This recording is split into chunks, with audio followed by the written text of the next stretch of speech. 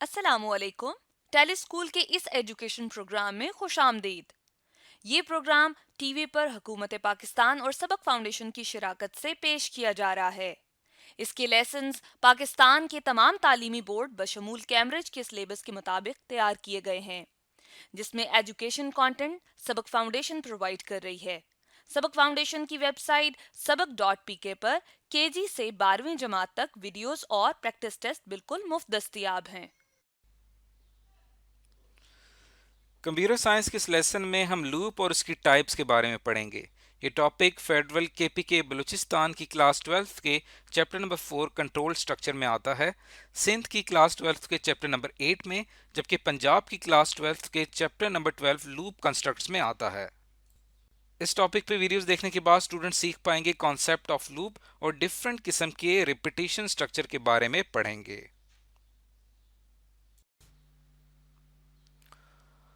आज के कंप्यूटर के लेसन और इससे मुंसलिक वीडियोस को घर बैठ के देखने के लिए आप सबक.pk की वेबसाइट पे जा सकते हैं।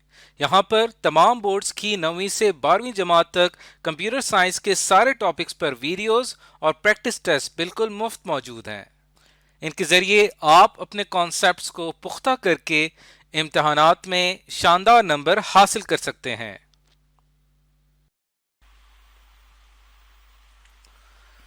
इस वीडियो में हम पढ़ेंगे कि रिपीटिशन स्ट्रक्चर किसे कहा जाता है। इससे पहले हमने प्रोग्रामिंग के मुख्तलिफ स्ट्रक्चर्स पढ़े थे, जिसके अंदर हमने पढ़ा था सीक्वेंस स्ट्रक्चर और कंट्रोल स्ट्रक्चर के बारे में। लेकिन आज हम पढ़ेंगे रिपीटिशन स्ट्रक्चर। ये एक ऐसा स्ट्रक्चर है जिसके अंदर हमने कुछ स्टेटमेंट्स को रिपीट करना होता है और उन स्टेटमेंट्स को हम अपनी मर्जी के हिसाब से जितनी मर्जी चाहें हम जितनी दफ़ा हम चाहें उसको रिपीट करना चाहें तो हम कर सकते हैं। उसके लिए हम एक एग्जांपल देखते हैं। लेट सपोज अगर हमने एक स्टेटमेंट्स हैं, ये कुछ स्टेटमेंट्स हैं और इन स्टेटमेंट्स को मैं चाहता हूं कि ये स्टेटमेंट्स जो है वो मैं 100 टाइम्स अपने प्रोग्राम में शामिल करूं, अपने प्रोग्राम में लिखूं। 100 दफ़ा मुझे इन इंस्ट्रक्शंस को लिखना है। तो मुझे क्या करना पड़ेगा कि अपनी कोडिंग के दौरान इन इंस्ट्रक्शंस को 100 टाइम्स टाइप करना पड़ेगा, जो कि काफ़ी मुश्किल काम है।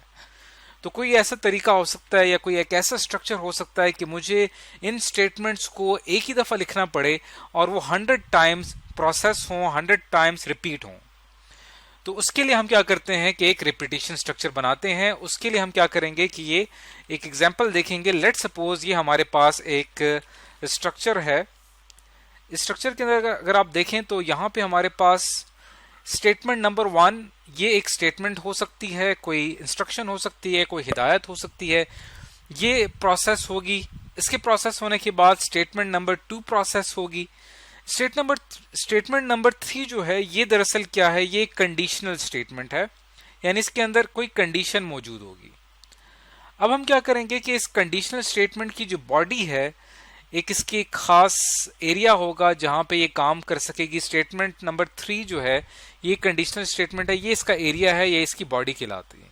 इसकी बॉडी के अंदर हम क्या करेंगे कि अपनी ये 3 स्टेटमेंट जो कि हमने 100 टाइम्स टाइप करनी थी, इसको हम इनक्लोज कर देंगे इस बॉडी के अंदर।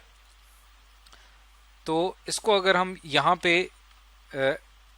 यहाँ पे इसको हम फिर से ड्रैग करते हैं।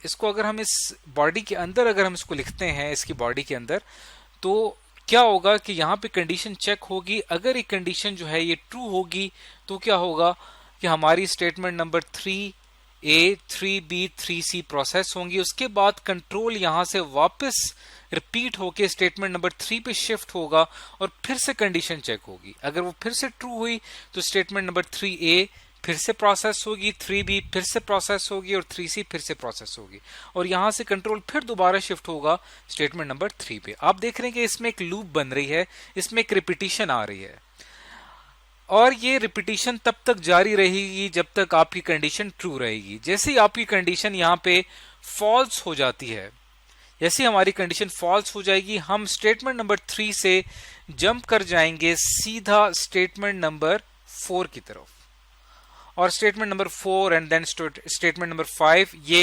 प्रोसेस होती रहेगी। तो इस तरह से आप ये एरिया जिसको अभी हमने यहाँ पे हाईलाइट किया है, यहाँ पे जो हम ये जो एरोज के निशान है, ये जो एरिया है जो कि आपको येलो कलर में नजर आ रहा है, ये दरअसल हमारे पास एक रिपीटिशन स्ट्रक्चर है जिसके अंदर स्टेटमेंट जो है वो रिपीट हो रही हैं। तो यहाँ पे हम कंडीशन इस तरह की डिजाइन करेंगे कि हमारी ये जो इंस्ट्रक्शंस हैं या हमारी जो स्टेटमेंट्स हैं ये 100 टाइम्स रिपीट हों। अब ये हमने एक रिपीटिशन स्ट्रक्चर को कॉन्सेप्चुअली लॉजिकली समझने की कोशिश की है। अब हम इसको समझते हैं एक कोड की एग्जांपल लेकर, और यहाँ पे हम समझते हैं कि रिपीटिशन स्ट्रक्चर प्रोग्रामिंग में किस तरह से काम करता है। अब हम यहाँ पे अपना सी लैंग्वेज का जो प्रोग्राम है इसको बनाते हैं। तो सबसे पहले हम यहाँ पे अपना मेन फंक्शन डिफाइन करेंगे, मेन फंक्शन हम यहाँ पे लिखेंगे, और उसके बाद यहाँ से हम इन्वर्टेड कॉमास के अंदर यहाँ पे हमने जो है अपना प्रोग्राम लिखना है। तो हमने करना ये है दरअसल कि एक स्टेटमेंट है, लेट सपोज ये हमारे पास एक स्टेटमेंट है, और इस स्टेटमेंट को हमने रिपीट करना है 100 टाइम्स। हेलो पाकिस्तान, ये मैं चाह रहा हूं कि मेरी आउटपुट स्क्रीन पे हेलो पाकिस्तान 100 टाइम्स रिपीट हो। तो इस स्टेटमेंट को मुझे क्या करना पड़ेगा, बार बार मुझे 100 तक इसको लिखना पड़ेगा। अब अगर मैं इसको रन करता हूं तो आप देखिएगा कि पहले मुझे इसको सेव करना पड़ेगा। तो हम इसको किसी भी नाम से सेव कर लेते हैं, लेट सपोज। उसके बाद ये यहाँ पे प्रिंट हो गया हेलो पाकिस्तान। अब ये एक दफ़ा प्रिंट हुआ है, लेकिन मैं ये चाह रहा हूँ कि ये 100 टाइम प्रिंट हो। तो उसके लिए मुझे क्या करना पड़ेगा, यहाँ पे 100 टाइम्स ये लिखना पड़ेगा हेलो पाकिस्तान, जो कि काफ़ी मुश्किल काम है। तो मुझे एक यहाँ पे अपने रिपीटिशन स्ट्रक्चर की ज़रूरत पड़ेगी जो मुझे मदद देगा कि मुझे ये स्टेटमेंट सिर्फ एक ही दफ़ा लिखनी पड़ेगी।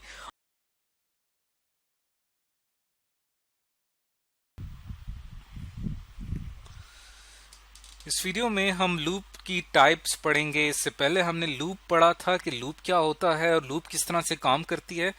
आज हम समझेंगे कि लूप कितने किस्म की होती है जो कि हम प्रोग्रामिंग में इस्तेमाल करते हैं। तो लूप की जो है वो वैसे 3 टाइप्स हैं, 3 टाइप्स हैं इसकी। पहली जो टाइप है इसको हम फॉर लूप कहते हैं। इसी तरह एक लूप है जिसको हम वाइल लूप कहते हैं, और एक है जिसे हम डू वाइल लूप कहते हैं।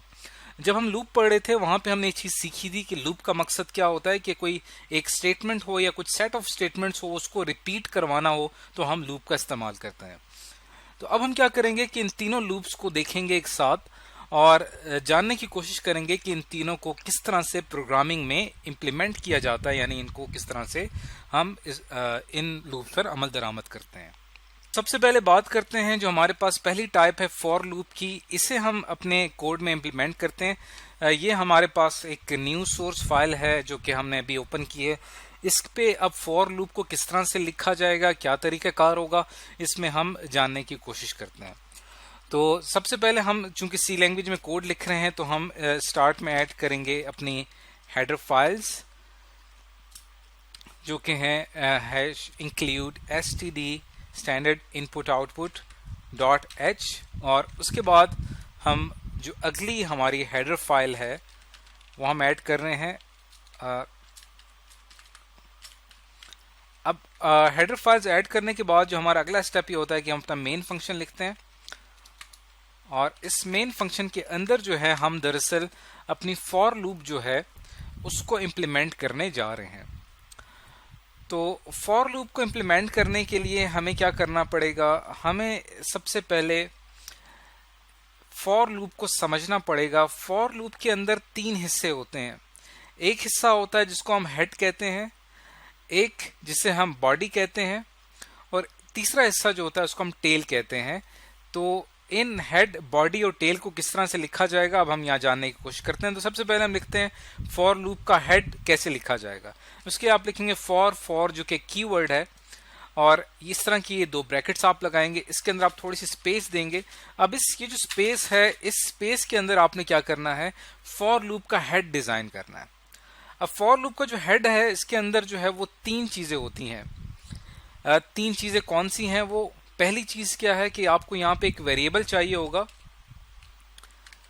लेट्स सपोज एक x एक वेरिएबल है, ये आपको चाहिए होगा, और आप इसको कोई स्टार्टिंग कोई वैल्यू देंगे। लेट्स सपोज हम इसको एक वैल्यू देते हैं 0। तो ये जो है ये हमने क्या किया, इससे इनिशियलाइजेशन कहा जाता है।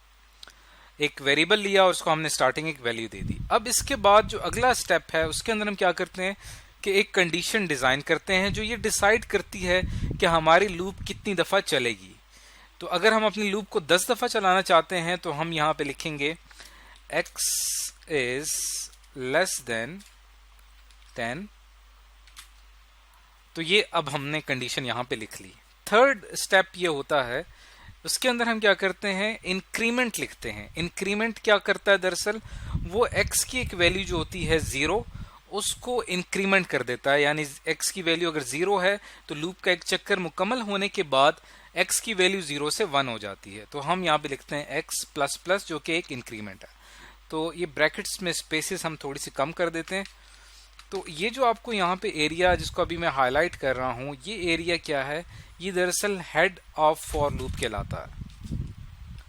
Head of for loop, sorry. और इसके बाद आपने क्या करना है कि जो अगला काम क्या करना है आपने कि फॉर लूप की बॉडी आपने डिफाइन करनी है। तो ये ब्रैकेट्स हम लगाते हैं और इनके बाद ये जो ब्रैकेट, ये इस स्टार्टिंग ब्रैकेट से लेकर और ये इसकी जो क्लोजिंग ब्रैकेट है, ये जो स्टार्टिंग ब्रैकेट है और क्लोजिंग ब्रैकेट, इसके दरमियान जो आपको एरिया नजर आ रहा है इसको बॉडी ऑफ लूप कहा जाता है। इसको बॉडी ऑफ लूप कहा जाता है। अब हेड हमने सीख लिया कि हेड किस तरह से डिजाइन करना है, बॉडी हमने किस तरह से डिजाइन करनी है। और उसके बाद जो फॉर लूप की लास्ट स्टेटमेंट होती है, जो उसकी आखिरी स्टेटमेंट होती है, वो दरअसल उसकी टेल कहलाता है। तो आप देखें कि ये मुकम्मल एक स्ट्रक्चर है। इसके अंदर हेड है, बॉडी है और जो उसकी आखिरी स्टेटमेंट है वो उसकी टेल कहलाती है। और टेल से कंट्रोल शिफ्ट हो जाता है वापस इंक्रीमेंट पे। खैर, इसको अब हम इसका फ्लो पढ़ेंगे थोड़ी देर बाद। फिलहाल हम ये लिखने का तरीका सीख रहे हैं कि फॉर लूप को हमने लिखना कैसे है। तो अब हम क्या करते हैं कि इसकी बॉडी जो है, इसके अंदर हमने एक स्टेटमेंट है, इसको हमने प्रिंट करना है इन्वर्टेड कॉमास, हेलो पाकिस्तान। तो अब मैं ये चाह रहा हूं कि ये जो वर्ड हेलो पाकिस्तान है, चूंकि ये /n लगा देते हैं ताकि न्यू लाइन में प्रिंट हो, जब भी प्रिंट हो हेलो पाकिस्तान 10 दफा प्रिंट हो। उसके लिए मैंने इस फॉर लूप को इस्तेमाल किया है। लिखा मैंने एक दफा है, लेकिन मेरी लूप क्या करेगी, इसको 10 दफा प्रिंट करवाएगी। तो जैसे ही हम इसको कंपाइल और रन करते हैं तो पहले हमें इससे सेव करना पड़ेगा। तो हम इसका नाम रख देते हैं फॉर लूप। और ये देखें हमारे आउटपुट स्क्रीन पे हेलो पाकिस्तान 10 दफा प्रिंट हुआ आ गया है। अब इसके पीछे वर्किंग जो है वो क्या हो रही है कि ये फॉर लूप क्या कर रही है, इस स्पेसिफिक स्टेटमेंट को 10 दफा रिपीट कर रही है। अब इसके अंदर आपने एक कॉन्सेप्ट समझना है। वो कॉन्सेप्ट क्या है, वो कॉन्सेप्ट ये है कि एक लफ्ज मैं यहाँ पे लिखूंगा आइट्रेशन। ये वर्ड आपने समझना है कि आइट्रेशन क्या होता है। हर लूप के अंदर एक आइट्रेशन होती है, उसका जो एक चक्कर होता है, एक जो उसका साइकिल होता है, वो उसकी एक आइट्रेशन कहलाता है। तो जब हमारी इस लूप ने अपनी फर्स्ट आइट्रेशन मुकम्मल की तो hello Pakistan first time print हुआ। तो आइट्रेशन दरअसल कंप्लीट कैसे होती है, आइट्रेशन के अंदर क्या होता है कि हमारे पास लूप की वर्किंग स्टार्ट हो जाती है। अगर हम यहाँ पे अपनी फर्स्ट आइट्रेशन स्टार्ट करें तो x की वैल्यू यहाँ पे 0 है, 0 आप यहाँ पे पुट करें, 0 is less than 10, condition check होगी। सबसे पहले इनिशियलाइजेशन, उसके बाद कंडीशन चेक होगी। अगर हमारी कंडीशन ट्रू हो जाती है, हम जंप कर जाते हैं लूप की बॉडी में और फिर जो हमारी स्टेटमेंट है वो प्रिंट हो जाती है। और ये स्टेटमेंट प्रिंट होने के बाद यहां से कंट्रोल शिफ्ट होता है फिर इंक्रीमेंट पे, और x की जो पुरानी वैल्यू थी 0 वो खत्म होके न्यू वैल्यू आ जाती है 1। यानी x की न्यू वैल्यू हमारे पास आ जाती है यहाँ पे, यहाँ हम साइड पे लिख लेते हैं, x की न्यू वैल्यू हमारे पास आ जाती है 1। तो जब तक x की वैल्यू 0 थी उस वक्त जितनी लूप की प्रोसेसिंग हुई वो उसकी फर्स्ट आइट्रेशन कहलाती है। उसके बाद नेक्स्ट आइट्रेशन तब स्टार्ट होगी जब आपकी x की वैल्यू इंक्रीमेंट कर जाएगी। उसके बाद फिर से कंडीशन चेक होगी, कंडीशन ट्रू है, फिर से प्रिंट होगा, तो ये आपकी सेकेंड आइट्रेशन स्टार्ट हो गई। उसके बाद फिर यहां से कंट्रोल शिफ्ट हो जाएगा इंक्रीमेंट में और x की न्यू वैल्यू हो जाएगी, x की न्यू वैल्यू हमारे पास हो जाएगी 2। तो उसके बाद ये आपके पास अगली आइट्रेशन स्टार्ट हो जाएगी। तो लूप का जो एक चक्कर है वो दरअसल एक आइट्रेशन कहलाता है। तो इस वीडियो में अब तक हमने ये जाना कि फॉर लूप किस तरह से काम करती है। अब बात करते हैं जो हमारे पास सेकंड टाइप है, जो कि जिसे हम व्हाइल लूप कहते हैं। इसे किस तरह से प्रोग्रामिंग में लॉन्च किया जाता है, इम्प्लीमेंट किया जाता है। तो उसके लिए हमारे पास इसी तरह का सी लैंग्वेज का एक प्रोग्राम है। इसके अंदर भी हम हेलो पाकिस्तान प्रिंट करेंगे 10 टाइम्स, लेकिन व्हाइल लूप का इस्तेमाल करते हुए। तो उसके लिए हमें क्या चाहिए होगा, एक स्टार्टिंग एक वेरिएबल हमें चाहिए होता है, ताकि जिसकी मदद से हम अपनी लूप को स्टार्ट करते हैं। उसके बाद हम यहाँ पे व्हाइल लिखते हैं। व्हाइल एक कीवर्ड है और ब्रैकेट लगा के इस ब्रैकेट के अंदर अपनी कंडीशन लिखते हैं। और चूंकि हमने 10 टाइम्स प्रिंट करवाना है तो यहाँ पे हमने कंडीशन लिखी है। और उसके बाद यहाँ पे हम प्रिंट करवाना चाह रहे हैं हेलो पाकिस्तान।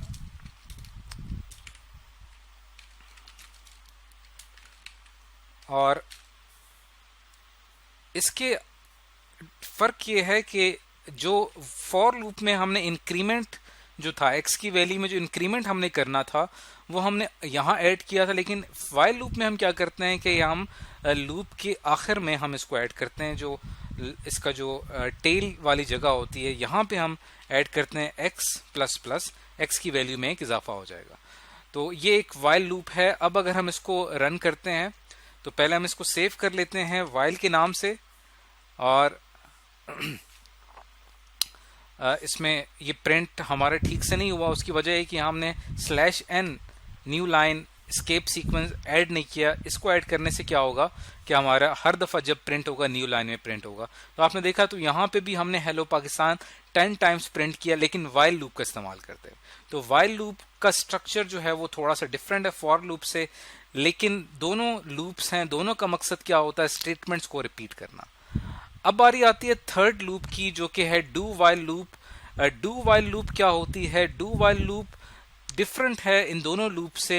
ये दोनों लूप्स जो है इनका स्टार्ट होना डिपेंड करता है कंडीशन पे। अगर कंडीशन ट्रू होगी तो फॉर लूप काम करेगी, इसी तरह व्हाइल लूप में भी कंडीशन ट्रू होगी तो व्हाइल लूप काम करेगी। लेकिन ये जो लूप है इसका स्टार्ट होना या इसका फर्स्ट टाइम प्रोसेस होना या इसकी पहली आइट्रेशन मुकम्मल करना कंडीशन पे डिपेंड नहीं करता। यानी फर्स्ट टाइम हम यहाँ पे क्या लिखेंगे, डू, और ये उसके बाद डू लिखने के बाद ये हम इसकी बॉडी डिफाइन करेंगे। इसके अंदर हम लिखेंगे हेलो पाकिस्तान, जो कि हम प्रिंट करवाना चाहते हैं।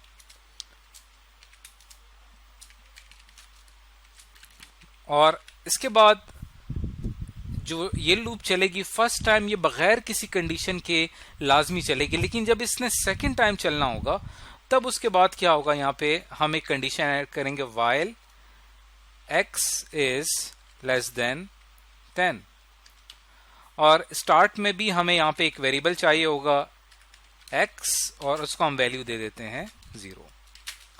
और यहाँ पे हम /n ऐड कर देते हैं। उसके बाद जैसे ही हम इसको रन करते हैं तो इसका हम नाम रख लेते हैं डू व्हाइल। और उसके बाद जैसे ही आप इसको सेव करेंगे, कंपाइल और रन होगा, तो यहाँ पे कोई एरर आ रहा है। उसकी वजह है कि हमने यहाँ पे आखिर में सेमी कॉलन ऐड नहीं किया। सेमी कॉलन आप देखें कि यहाँ पे जो हमने व्हाइल लूप लिखी थी यहाँ पे आपने सेमी कॉलन नहीं लगाना, और ना ही इस फॉर लूप के आखिर में आपने सेमी कॉलन लगाना है। लेकिन ये जो डू व्हाइल लूप है इसके आखिर में आपने सेमी कॉलन लाजमी लगाना है। तो अब अगर हम इसको रन करते हैं तो ये लूप जो है हमारी रन हो जाती है। लेकिन यहाँ पे हमने एक इंक्रीमेंट ऑपरेटर जो था वो ऐड करना यहाँ पे लाजमी है।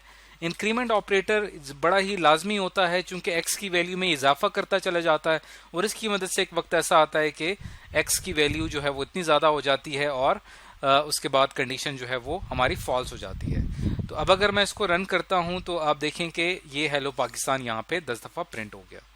तो इस तरह से आज हमने पढ़ा कि ये 3 लूप्स हैं, और ये तीनों लूप्स जो हैं ये अपनी अपनी जगह पर डिफरेंट सिचुएशंस में प्रोग्रामिंग में हम इनका इस्तेमाल करते हैं।